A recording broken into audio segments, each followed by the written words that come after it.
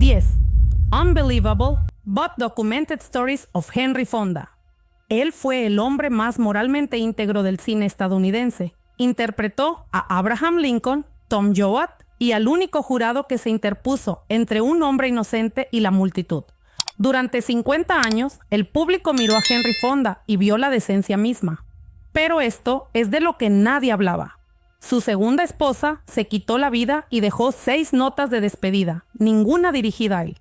Les dijo a sus hijos que ella había muerto de un ataque al corazón. Su hija se enteró de la verdad por una revista de cine en la sala de estudio a los 13 años. El hombre que interpretó la decencia mejor que nadie en la historia de Hollywood fue, según casi todos los relatos, emocionalmente inalcanzable en su propio hogar. Y la historia completa es peor que eso. 5 matrimonios, un hijo que casi se suicida, un puñetazo de John Ford, una obra maestra que nunca le pagó un centavo y una hija que le compró su único Oscar 5 meses antes de morir.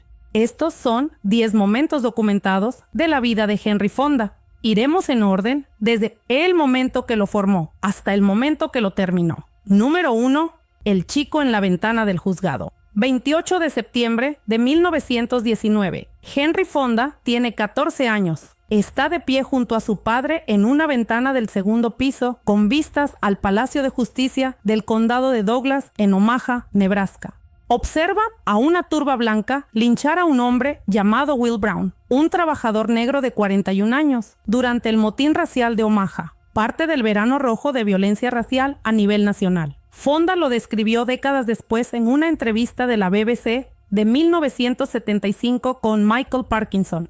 Pet dijo que fue la visión más horrenda que jamás había visto. Sus manos estaban mojadas y tenía lágrimas en los ojos, y todo en lo que podía pensar era en ese joven negro colgando del extremo de una cuerda. Su padre nunca lo discutió. Fonda recordó, nunca predicó sobre ello. Ambos éramos solo observadores. Henry James Fonda nació el 16 de mayo de 1905 en Grand Island, Nebraska. Su padre, William, era impresor comercial. La familia se mudó a Omaha cuando Henry tenía 6 meses. Su apellido se remonta siglos en América. Incluso hay un pueblo llamado Fonda en el norte del estado de Nueva York. El joven Henry era dolorosamente tímido, descrito como un chico bajito y vergonzoso que evitaba a las chicas, excepto a sus hermanas. Ganó un concurso de cuentos a los 10 años. Trabajó en la imprenta de su padre a los 12 por $2 a la semana y se graduó de la Omaha Central High School en 1923, sin haber aparecido nunca en una sola obra escolar. Se matriculó en la Universidad de Minnesota para estudiar periodismo, pero abandonó después de 2 años agotadores. Pero esa noche, en la ventana del juzgado, ardió a lo largo de toda su carrera. 6 años después, era actor. 14 años después, interpretó a un abogado que detenía a una turba de linchadores en Young Mr. Lincoln. 24 años después, luchó contra los estudios para hacer The Ox-Bow Incident, una película sobre la justicia de la mafia. Y 38 años después, produjo 12 Angry Men, una película sobre un hombre que se interponía entre el inocente y la multitud. El chico de 14 años que vio morir a Will Brown pasó las siguientes 6 décadas haciendo películas sobre exactamente ese momento. Simplemente nunca habló de ello. 2. La madre de Marlon Brando lo puso en el escenario. Henry Fonda no se convierte en Henry Fonda a menos que la madre de Marlon Brando decida entrometerse. En 1925, el Omaha Community Playhouse estaba en su temporada inaugural. La cofundadora y actriz estrella era Dorothy Dodie Brando, la madre de un niño de 1 año llamado Marlon Brando Jr. Las familias Brando y Fonda se conocían socialmente. La madre de Henry, Herberta, era voluntaria en el teatro. Su hermana, Jane, coprotagonizó su primera producción. Cuando el director Gregory Foley necesitó un joven actor para el segundo espectáculo del teatro, You and I, de Philip Barry, no pudo encontrar uno en las audiciones. Así que Dodie Brando, junto con las hermanas y tías de Henry, pudieron convencer al joven de 20 años para que lento hiciera una prueba. En ese momento, trabajaba como archivista en la Retail Credit Company. Dodie llamó directamente a Herberta Fonda para persuadir a Henry de una lectura privada. Obtuvo el papel, Ricky, y el crítico del Omaha World Herald escribió simplemente: Henry Fonda lo hace bien en el papel juvenil. En su ceremonia de los premios AFI a la trayectoria en 1978, Fonda reconoció la deuda públicamente. Dijo que Dodie Brando lo había empujado más o menos al escenario del Omaha Community Playhouse y descubrió una magia del teatro de la que no sabía nada. Lo llamó terapia para un joven muy cohibido. Podía ponerse una máscara y esconderse detrás de ella. Su padre, William, se horrorizó con el negocio de la que había hecho la actuación cuando Henry consiguió el papel principal en Merton of the Movies la temporada siguiente. William le dio el tratamiento del silencio durante más de un mes, pero en la noche del estreno, la familia asistió. Las hermanas comenzaron a analizar su actuación. William las interrumpió. «Oh, cállense», y estuvo perfecto. Fonda lo llamó el mejor comentario que jamás había recibido. Con $100 en el bolsillo, Fonda se dirigió al este en 1928, uniéndose a los University Players en Falmouth, Massachusetts. Allí conoció a las personas que definirían su vida: Joshua Logan, James Stewart y Margaret Sullivan, la mujer con la que pronto se casaría y de la que se divorciaría rápidamente. En 1935, el chico tímido de Omaha era una estrella de cine. Número 3. Renunció a $150,000 al año para ser un marinero común. En 1942, Henry Fonda podría haber interpretado héroes para la cámara. En cambio, entró en una oficina de reclutamiento de la Marina en Los Ángeles y se alistó como recluta de marinero, el rango más bajo posible. Era una de las estrellas más grandes de Hollywood, ganando $150,000 anuales, aproximadamente $2,3 millones en dinero actual. Había protagonizado The Grapes of Wrath, The Lady Eve y The Oxbow Incident. Tenía 37 años, con esposa y 3 hijos. Su razón fue contundente: no quiero estar en una guerra falsa en un estudio. Podría haber obtenido una comisión de oficial inmediata. Sus 2 años de universidad lo calificaban, pero se negó. Su salario bajó de $150,000 a menos de $1,600 al año. Fue asignado a un destructor clase Cleves. Se graduó entre los 10 primeros de una clase de 200 de la escuela de contramaestres, y sus oficiales al mando notaron sus cualidades de liderazgo, porte militar, lealtad, juicio e inteligencia propias de un oficial. Comisionado como teniente de grado junior en 1943, se entrenó como oficial de inteligencia de combate aéreo y fue asignado al USS Curtis, un buque nodriza de hidroaviones en el Pacífico Central. Sirvió en Kwajalein, Enewetak, Saipan y Guam, zonas de combate avanzadas sujetas a ataques aéreos japoneses regulares. En diciembre de 1944, en Saipan, Tokyo Rose transmitió que conocía la ubicación exacta del Curtis, que el almirante Hoover estaba a bordo y que el actor de cine Henry Fonda estaba a bordo. Anunció que la armada japonesa venía a hundir el barco. Su compañero de barco, Leonard White, recordó: «Le creímos y el barco se puso en marcha». Durante el ataque aéreo que siguió, Fonda se zambulló en el agua para ayudar a identificar un avión japonés derribado. Washington solicitó repetidamente que Fonda regresara a Estados Unidos para tareas de relaciones públicas. Él se negó cada vez. Sus compañeros de barco recordaron que dijo que no podía regresar hasta que el trabajo estuviera hecho y todos ellos pudieran volver a casa. Su citación de la Estrella de Bronce honra 15 meses de servicio meritorio, acreditándole la planificación y ejecución de operaciones aéreas que apoyaron las campañas de las Marianas, las Carolinas Occidentales e Iwo Jima. Fue dado de baja como teniente de pleno derecho en noviembre. Originó el papel del teniente Roberts en Broadway 3 años después. El oficial de la Marina, desesperado por unirse a la guerra real, llevaba su propia gorra de oficial de la Marina en el escenario. Ese es el Henry Fonda público. Ahora, aquí está el costo privado. Número 4. 5 matrimonios y una navaja en un sanatorio. Ole Henry Fonda se casó 5 veces y los estragos siempre recayeron en las mismas personas, las mujeres y los niños. Matrimonio 1. Margaret Sullivan, 1931 a 1933. Se conocieron en los University Players y se casaron el día de Navidad de 1931 en Baltimore.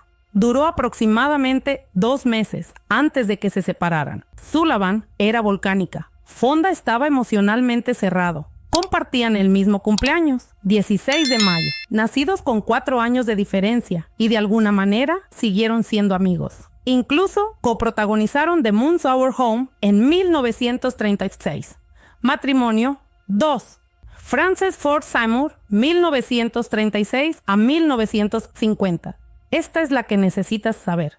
Frances era una socialité adinerada nacida en Canadá. Se casaron el 16 de septiembre de 1936. Jane nació el 21 de diciembre de 1937. Peter, el 23 de febrero de 1940. El matrimonio duró 13 años, pero fue profundamente infeliz. Fonda estaba emocionalmente ausente, frecuentemente fuera por trabajo, luego completamente ausente durante la guerra. En agosto de 1949, le dijo a Frances que quería el divorcio. Había estado teniendo una aventura con Susan Blanchard, de 21 años. La salud mental de Frances colapsó. Ingresó en un hospital psiquiátrico en enero de 1950, donde arrojó su anillo de bodas por una ventana y luego saltó tras él. Fue trasladada a Craig House, un sanatorio de alta seguridad en Beacon, Nueva York. El 14 de abril de 1950, 10 días después de su 42 cumpleaños, Frances se quitó la vida. Había escrito 6 notas de despedida a varias personas. En ninguna estaba dirigida a su marido. Su psiquiatra describió más tarde a Henry Fonda como una persona fría, egocéntrica, un narcisista completo. Fonda organizó un funeral privado, con solo él y la madre de Frances presentes. Regresó al escenario de Broadway esa misma noche. Sus hijos no fueron llevados a ningún servicio. Matrimonio 3. Susan Blanchard, hijastra de Oscar Hammerstein. Segundo, se casaron solo 8 meses después de la muerte de Frances. Blanchard describió más tarde su papel en el matrimonio como una geisha. Matrimonio 4. Afdera Franchetti, una baronesa italiana que declaró llanamente que Henry Fonda fue el primero en admitir que era un pésimo marido y un padre ausente. Matrimonio 5. Shirley May Adams, una exazafata. Este fue su matrimonio más largo, de 17 años, y según todos los informes, el más estable. Ella se quedó con él hasta el final. Esos son los matrimonios, pero lo que les hizo a los niños después de la muerte de Frances es más difícil de escuchar que cualquier otra cosa. Número 5. La mentira que les dijo a sus hijos. Jane tiene 12 años. Peter tiene 10. Su padre los sienta y les dice que su madre murió de un ataque al corazón. Y luego se asegura de que la casa nunca más pronuncie su nombre. Todas las suscripciones a revistas y periódicos del hogar fueron canceladas. Se instruyó al personal y a los estudiantes de la escuela de los niños para que no dijeran nada. Peter describió el momento en sus memorias de 1998. Don't tell that. Entró en la sala de estar y vio a Jane en el regazo de su padre. Su abuela le dijo que su madre había muerto de un ataque al corazón en un hospital. Después de eso, Peter escribió: nadie volvió a hablar de su madre. Nadie parecía echarla de menos. Era casi como si nunca hubiera vivido. Él y Jane nunca fueron a un funeral. Ni siquiera sabía dónde estaba enterrada. Esa Navidad, Peter, de 10 años, apiló regalos en una silla para su madre muerta. Nadie lo reconoció. Aproximadamente un año después, Jane estaba sentada en la sala del estudio de su internado cuando una amiga le pasó una revista de cine. Allí mismo, en la página, decía que su madre se había quitado la vida. Jane tenía aproximadamente 13 años. Se enteró de la verdad por una revista. Su reacción inmediata: creyó que era su culpa. Llevó esa culpa durante décadas. Peter no se enteró de la verdad hasta que tuvo unos 15 años, cuando un vecino le mostró un recorte de periódico amarillento. Se quedó atónito. Escribió: todos los demás sabían todo, pero yo no. Mientras le enseñaba a Peter a conducir, Peter se armó de valor para preguntarle a su padre por qué le habían ocultado los hechos. La respuesta de Henry: mantén la vista en la carretera. El daño fue devastador. Durante la luna de miel de su padre con Susan Blanchard, Peter, de 10 años, se disparó con una antigua pistola de la guerra civil. Casi muere y fue salvado por un médico de la prisión. Lo primero que dijo Henry cuando interrumpió la luna de miel: gracias por arruinar mi luna de miel. Jane desarrolló un trastorno alimentario a los 13 años que combatió hasta los 40 y tantos. Lo relacionó directamente con su padre. Él enviaba a Sinaven, a su madrastra, para que le dijera que perdiera peso y usara faldas más largas. Jane dijo que asumió que no viviría más allá de los 30. Años después, Peter le dijo a George Harrison, quien estaba teniendo una experiencia difícil: sé lo que es estar muerto. Esa frase inspiró directamente la canción de The Beatles, She Said, en Revolver. Si quieres más historias como esta, suscríbete. Número 6. John Ford lanzó el puñetazo que terminó una perpetua amistad.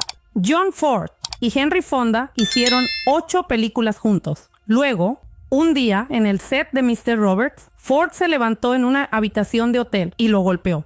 Y la producción de Broadway de Mr. Roberts se había estrenado el 18 de febrero de 1948 en el Albin Theater de Nueva York. Se representó durante 1,157 funciones y ganó el premio Tony a la mejor obra. Fonda ganó el premio al mejor actor.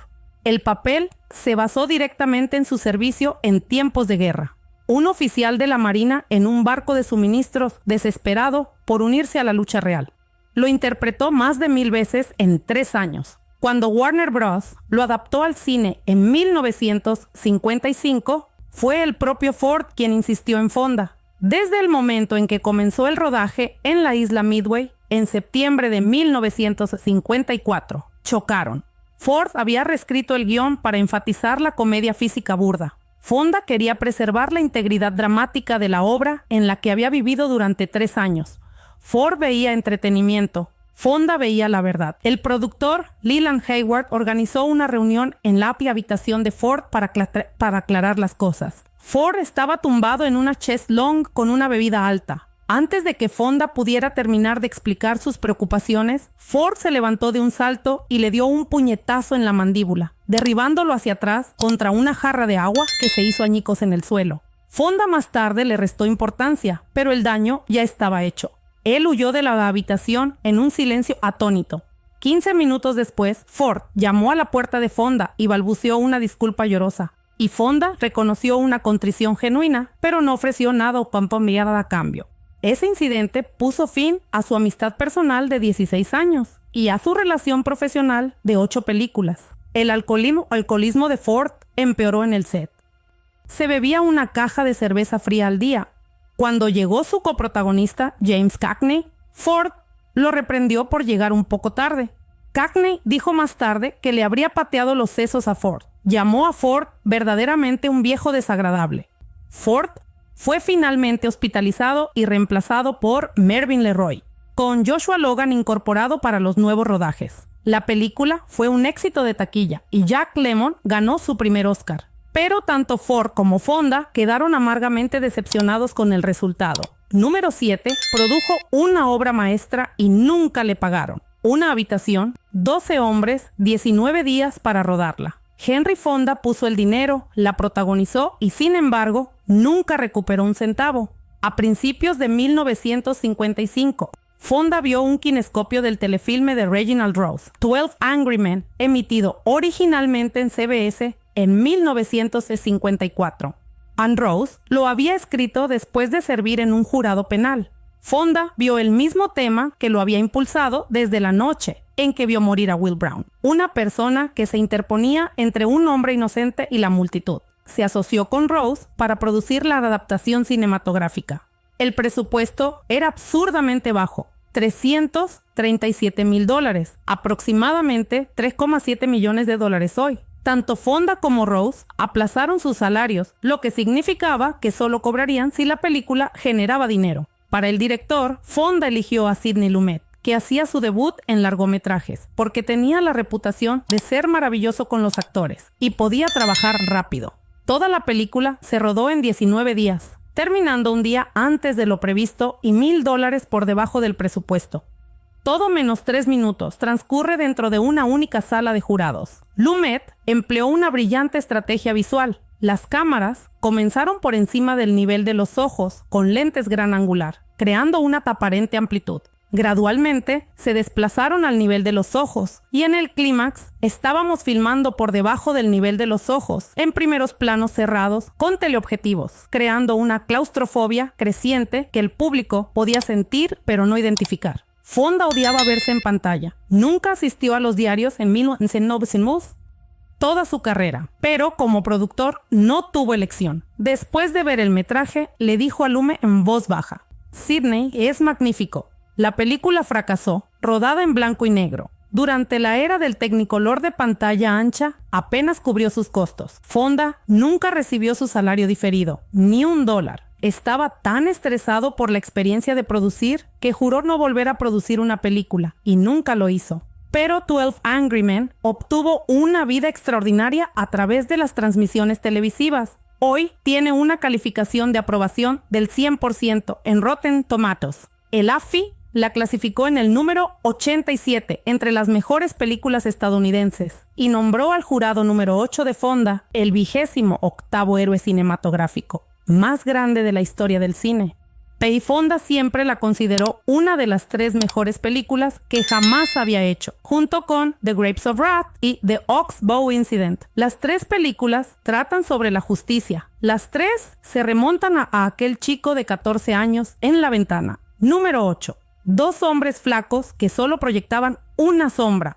Henry Fonda y James Stewart se conocieron en el verano de 1932 en los University Players en Cape Cod. Fonda bromeó una vez: éramos tan flacos que incluso los 2 juntos solo proyectábamos una sombra. Se hicieron compañeros de piso en un pequeño apartamento de Nueva York con Joshua Logan y Myron McCormick. El lugar tenía una cama. Quien pudiera pagar el alquiler ese mes dormía en ella. Cuando ambos se mudaron a Hollywood en 1935, volvieron a ser compañeros de piso en Brentwood. Después de la guerra, Stewart volvió a vivir con Fonda y se instaló en una pequeña casa de juegos que Fonda había construido para sus hijos. Jane Fonda recordó más tarde lo absurdo de que esta gran estrella de Hollywood viviera en una casa del tamaño de un baño, cubierta de orina de gato de todos los callejeros que alimentaba. Su pasión compartida de por vida era construir maquetas de aviones. Stewart recordó que ambos corrían a casa desde los espectáculos todas las noches y empezaban a montar un avión. Lo primero que supieron eran las 6 de la mañana. En 1934 se compraron mutuamente el kit de maqueta de avión más grande que Macy's tenía para Navidad. Volaban cometas juntos e intercambiaban productos de jardín. Jimmy traía verduras, Hank traía miel de sus abejas y alimentaban gatos callejeros. Eran opuestos políticos. Fonda era un demócrata liberal comprometido. Stewart era un republicano conservador acérrimo. La amistad casi terminó en la primavera de 1947 cuando Fonda se unió al comité para la primera enmienda de Humphrey Bogart y Lauren Bacall, oponiéndose a la investigación de Hollywood por parte del JUAC. Stewart había estado trabajando con J. Edgar Hoover y el FBI. La esposa de Stewart, Gloria, recordó la explosión. Fonda cuestionó la inteligencia de Stewart con un lenguaje muy colorido y lo acusó de ser un informante. Gloria lo describió como la discusión más acalorada que jamás habían tenido. La discusión terminó cuando ambos hombres se dieron cuenta de que estaban destruyendo décadas de amistad. Hicieron un pacto y nunca más hablar de política. Fonda le dijo a Peter Bogdanovich años después: simplemente no hablamos de política, simplemente no hablamos de ello. Su amistad sobrevivió intacta durante otros 35 años. Fue el Castro de Stewart. Ronald McLean murió en Vietnam en 1969.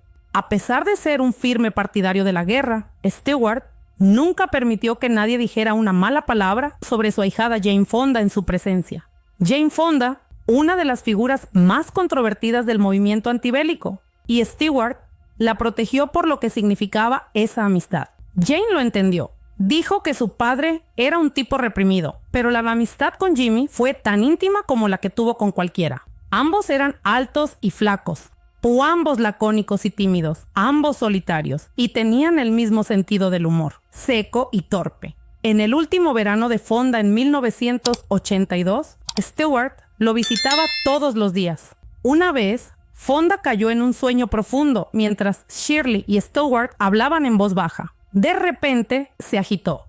¿Eres tú, Stewart?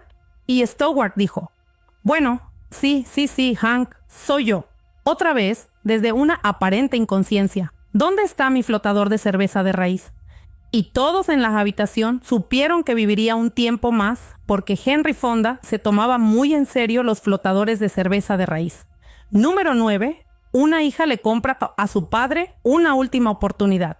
Para 1980, a Henry Fonda se le acababa el tiempo. Tenía un marcapasos desde 1974, cuando se desplomó durante una actuación de Clarence Darrow. La enfermedad cardíaca limitaba cada vez más su trabajo. Había estado confinado a una silla de ruedas durante más de un año y fue hospitalizado 5 veces en 18 meses. Entonces, Jane Fonda encontró la obra de Ernest Thompson de 1979, On Golden Pond, sobre un padre cascarrabias y emocionalmente distante, y la hija desesperada por su aprobación, y reconoció toda su vida en la página. Compró los derechos cinematográficos de inmediato. James Stewart también los había querido. Jane llegó primero. Más tarde dijo, imagínense a una mujer con una relación difícil con su padre que encuentra una obra en la que el padre y la hija se parecen tanto a la vida real y pude comprar los derechos. Ella se interpretó a sí misma como Chelsea, la hija distanciada. Katharine Hepburn firmó como la esposa de Fonda. Sorprendentemente, y las dos leyendas nunca se habían conocido a pesar de décadas de carreras superpuestas. El primer día de rodaje, Hepburn le regaló a Fonda el sombrero de la suerte de Spencer Tracy, que Fonda usó durante toda la película, abrumado. Él más tarde pintó una acuarela de los 3 sombreros que usó en la película. Le dio el original a Hepburn e hizo 200 litografías firmadas, una para cada persona que trabajó en la producción. La escena fundamental requería que Chelsea le dijera topeó a su padre, Norman, que quería ser su amiga. Jane improvisó, extendiendo la mano y colocando su mano en el brazo de su padre. Más tarde, escribió sobre lo que vio por un milisegundo. Se quedó sorprendido, parecía incluso enfadado. Esto no es lo que ensayamos. Luego, las emociones lo golpearon. Las lágrimas le brotaron de los ojos. Luego, la ira de nuevo mientras se tensaba y miraba hacia otro lado. Jane escribió, lo amaba tanto en ese momento. Me asombra lo gran actor que era, a pesar de su miedo a la espontaneidad y a las emociones reales. Ese momento no ensayado aparece en la película terminada. Padre e hija, actuando y no actuando, todo al mismo tiempo. En la 54ª edición de los premios de la Academia, el 29 de marzo de 1982, Fonda ganó el Oscar al mejor actor, su primer único Oscar competitivo, 41 años después de su única nominación anterior por The Grapes of Wrath. Tenía 76 años, el ganador del mejor actor de mayor edad en ese momento. Katharine Hepburn ganó su 4º premio a la mejor actriz, rompiendo récords. Ninguno asistió. Jane aceptó en nombre de su padre. Oh, papá, estoy tan feliz y orgullosa de ti. Luego, agarrando el Oscar. Papá, yo y todos los nietos vamos a ir con él enseguida, a casa. Viéndolo por televisión, Henry Fonda rompió a llorar. On Golden Pond recaudó $119,3 millones a nivel nacional. La segunda película más taquillera de 1981. Solo por detrás de Raiders of the Lost Ark. Número 10. La pila de compost y la cometa más grande que jamás volaron. Henry Fonda murió a las 8:15 de la mañana del 12 de agosto de 1982 en el Cedars-Sinai Medical Center de Los Ángeles. Tenía 77 años. Su esposa, Shirley, dijo a los periodistas que se despertó esa mañana, se sentó en la cama y en silencio simplemente dejó de respirar. Había estado cómodo y no había dolor. Jane y Peter llegaron minutos después. Le dijo a Shirley una vez, con el ingenio seco de un jardinero orgánico de toda la vida, cuando muera, pon mis cenizas en la pila de compost. Lo decía en serio. Si hay algo que un jardinero orgánico entiende, es la importancia de un fertilizante de calidad. Había seguido trabajando casi hasta el final. Después de On Golden Pond, hizo la película para televisión Summer Solstice con Myrna Loy. Para sus últimas apariciones, tuvieron que llevarlo al set y colocarlo en posición antes de que las cámaras rodaran. Su actitud. Si me voy, me voy con las botas puestas. Su cuerpo fue incinerado en cuestión de horas, como había solicitado. No hubo funeral. La familia pidió que las contribuciones se destinaran al Henry Fonda Memorial Wing del Omaha Community Playhouse, el mismo teatro donde Dodie Brando lo había empujado a un escenario 57 años antes. Los visitantes que acudieron a la casa de Fonda ese día parecían una lista de viejas glorias de Hollywood: James Stewart, James Garner, Dorothy McGuire, Eva Marie Saint, Joel Grey, Roddy McDowall, Michael Jackson. El presidente Reagan lo llamó un verdadero profesional dedicado a la excelencia tanto en su oficio. Charlton Heston dijo: Hank Fonda fue uno de los mejores actores que América ha producido. Bette Davis declaró: todos los grandes de nuestra industria nos están dejando. Pero fue Stewart quien dijo todo lo que había que decir. Se sentó en el gran sillón de Fonda, absolutamente inmóvil, sin decir nada. Jane lo observó. Dijo que simplemente se sentó allí, sin moverse un centímetro. Después de un largo silencio, Stewart se levantó, extendió los brazos y dijo: fue, con mucho, la cometa más grande que jamás volamos. Cuando los periodistas lo presionaron afuera, todo lo que pudo decir fue: acabo de perder a mi mejor amigo. 15 años después de filmar una escena difícil junto a Bette Davis, Stewart miró hacia el cielo y dijo: gracias, Hank. Fonda entendió sus propias contradicciones. Dijo una vez: espero que no se decepcionen. Verán, y no soy una persona muy interesante. Nunca he hecho nada más que ser otras personas. Realmente no soy Henry Fonda. Nadie podría serlo. Nadie podría tener tanta integridad. Peter escribió: mi padre era un hombre tímido. Hasta el día de su muerte, solo conocimos 7 historias sobre él. Tenía miedo de las emociones fuertes. Pero Peter también escribió sobre cómo finalmente le enseñó a su anciano padre a decir: te quiero. Un proceso que llevó años. Y Jane, que pasó toda una vida buscando su aprobación, que sobrevivió a un trastorno alimentario y a la desesperación, que compró los derechos de una obra solo para compartir pantalla con él, dijo después de que él ganara el Oscar: oh papá, estoy tan feliz y orgullosa de ti. El AFI clasifica a Henry Fonda como la 6ª leyenda masculina de la pantalla más grande de la era clásica de Hollywood. 3 de sus películas aparecen en la lista del AFI de las películas estadounidenses más inspiradoras jamás realizadas. Su estilo naturalista precedió al método de actuación por años. Sus hijos, Jane con sus 2 Oscar, Peter con su nominación por Ulysse Gold, llevaron el nombre de Fonda adelante. 10 momentos. Un chico de 14 años en la ventana de un juzgado viendo morir a un hombre. La madre de Marlon Brando arrastrando a un tímido archivista a un escenario. Una estrella de cine que renunció a $150,000 al año para ser un marinero común. 5 matrimonios y una esposa que no dejó ninguna nota de despedida a su marido. Una mentira sobre un ataque al corazón que 2 niños llevaron durante años. Con un puñetazo de John Ford que puso fin a 16 años de amistad. Una obra maestra producida por $337,000 que nunca le pagó un centavo. Una amistad de 50 años con James Stewart, unida por maquetas de aviones y una regla. Nada de política. Una hija que le compró a su padre su único Oscar. Y un mejor amigo que se despidió con 8 palabras perfectas. Fue, con mucho, la cometa más grande que jamás volamos. Henry Fonda pasó su carrera interpretando a hombres decentes. La verdad es que no tuvo que esforzarse mucho para la decencia y tampoco tuvo que esforzarse mucho para la frialdad. Ambas eran reales. Si creciste viendo 12 Angry Men o The Grapes of Wrath o On Golden Pond, conocías la cara. Ahora conoces al hombre detrás de ella. ¿Qué momento te impactó más? ¿La mentira sobre el ataque al corazón? ¿La revista en la sala de estudio? ¿La cometa más grande de Stewart? ¿La escena en la que Jane tocó el brazo de su padre y él no supo qué hacer? Déjanoslo saber en los comentarios. Dale a me gusta, comparte y suscríbete para más historias sobre personas reales que vivieron vidas posibles. Por favor, dale a me gusta a este video si lo disfrutaste. Realmente nos ayuda a crecer. Gracias por ver.